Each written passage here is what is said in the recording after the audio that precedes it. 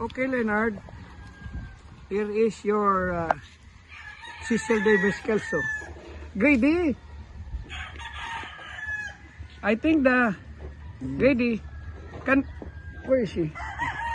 Can we put the hen besides the cock? I'm sure they're gonna. Can we put it there inside, please, Grady? That's for Leonard Busarang.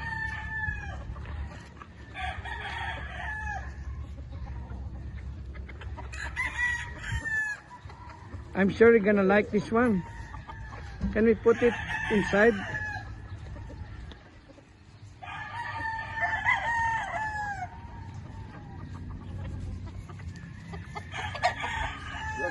You don't come here.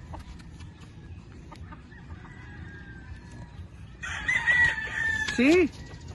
Oh, eggs already. When you One Kelso. one Kelso, huh? Grady. But we can't. One Kelso already. But we can't say if it's stag or pull it. Yeah. Good. Oh, Leonard, this is your Kelso. Mating already. So I hope you like it. Thank you very much. Good luck to your breeding.